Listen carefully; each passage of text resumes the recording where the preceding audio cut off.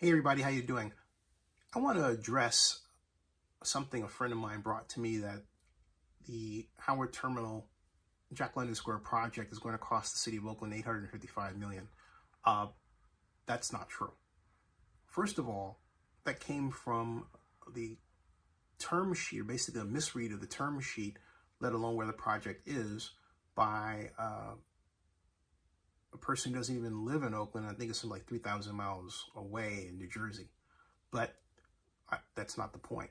The point is that the calculations the A's used still should be considered preliminary, because the Oakland City Council hasn't been properly debriefed on the project, A. But B, what is missing in this is an understanding of how tax increment financing works. And in what I was presented, tax increment financing wasn't mentioned, and the A's don't even use tax increment financing, let alone go into an explanation of it, which is why I consider what they put out to be entirely incorrect on its own. Tax increment financing is at the center of this. And the way it works is, first of all, the boundaries that are created, the Howard Terminal investment infrastructure area and the Jack London area, serve as base year assessed values, and really should serve as one base year assessed value area. Each year, say for a 40-year bond issue, the assessed value for that area, let's make it simple and just take the ballpark itself at what I believe is going to clock in at about $2 billion when all is said and done. Let's take the ballpark at $2 billion. The A's, as the owners of the ballpark, must pay property taxes on that annually. Under tax increment financing, that base year assessed value determines what they pay for property tax. The next year, that is increased by the value that the county assessor has determined that area increases. Also, Prop 13 allows the county to increase that value artificially by 2% annually. So let's say it's at 4%. It's that amount times 1.04, 4%, for the next year minus the base year.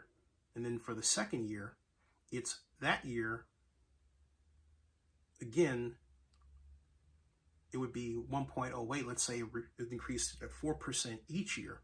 So it'd be 1.08 times the base year, that amount minus the base year, and then each one of those times the tax rate of roughly 1%, dumped into a pool and it accumulates.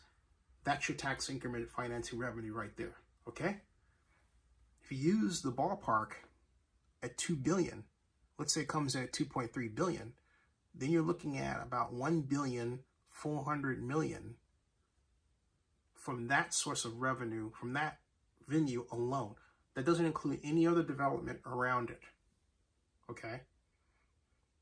So I have my calculations on this, but the A's need to be transparent about their calculations, because overall, the legislation is so powerful that there's enough money throw off, if the boundaries are designed just so, to really do what the legislation says it wants to allow, which is to use tax increment financing for affordable housing projects throughout the city of Oakland. It's written right there in stone. So Oakland Councilmember Carol Fife, for example, should have her own project wish list. Oakland Councilmember Shane Tao should have her own project wish list for District 4. Dan Cowell for District 1. Noel Guile for District 5. Lauren Taylor for District 6. Treva Reed for District 7. Rebecca Kaplan at large as well. All should have, and of course our council president, Nikki Fortunato Bass, most notably, should have their wish lists already figured out. In fact, the council should be front and center driving this with the mayor. But what's going on right now is people don't understand the role of tax increment financing in this. The city has not only been fearful of discussing it, when now Councilmember Bass had her Chinatown community meeting about 2 years ago almost, Carl Chan, head of Chinatown Chamber, friend, didn't want me. He wasn't being mean about it, but Carl didn't want constituents to know or talk about or be into a conversation about tax increment financing and the large chunk of money, frankly, that the plan holds the potential to produce. Why? Because the values of the property down there, to begin with, are enormous, starting with the ballpark and the other proposed structures. And then there's the rate of growth in assessed value annually at Jack London pre-pandemic, which was roughly 7% per annum for about 5 years, if my calculative memory serves. And I believe it is pretty accurate here, but I digress. So again, to cut to the chase, the owners of the athletics must pay a property tax. That ignites everything. That property tax forms the basis for the activation of the tax increment financing system. But it all starts because the A's privately financed the stadium. All right? Again, it all starts because the athletics privately finance the stadium.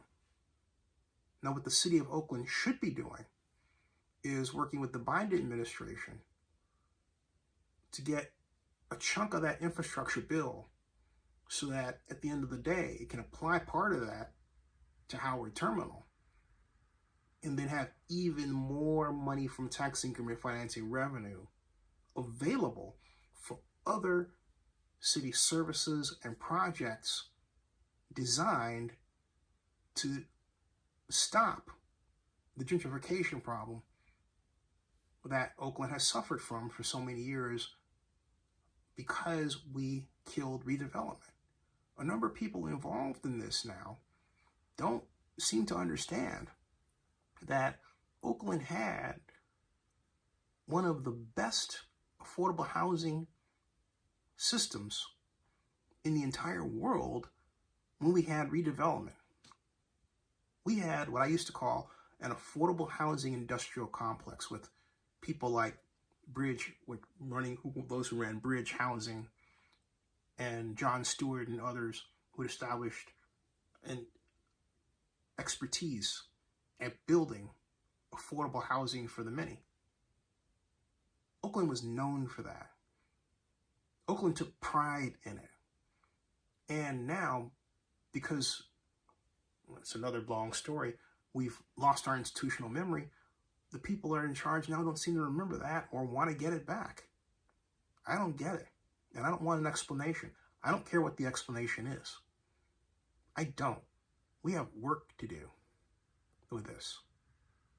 And we have to erase the outside noises, the media publications from other cities, even across the Bay, and focus with a jackbull determination on getting this right. There is no reason why we can't get this right at all.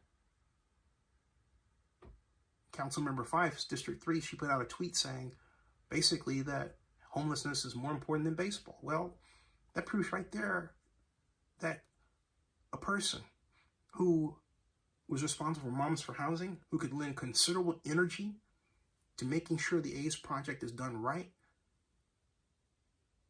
was elected council member and then decided to imminently check out of it. I think maybe because she doesn't understand it. Maybe she feels it's too complex for her. Carol, if that's the case, call me. I'm happy to help you. All right? We need all hands on deck. We don't need the left-right politics and the name-calling and all of this stuff. This is what Councilmember Fife ran on, jobs. She has a wonderful opportunity to really shape her future by shaping Oakland's future and District 3's future. And I hope Councilmember Fife realizes she's not a council member just for West Oakland. She is a council member for District 3, and that includes the areas beyond West Oakland and into Adams Point and up to Lake Merritt and I-580 freeway. She's got a responsibility for a gigantic area and includes downtown too. So Carol, you got to jump in the game. You can't just say, hey, the game's not about me. The game is very much about you. We need your help. So hope that answers your question here. But those ideas that the city is going to end up coughing up tax revenue that would not be there but for the ballpark privately financed, not publicly financed, privately financed, is wrong. It's idiotic. Subscribe to Zenny62 and bookmark oaklandnewsnow.com.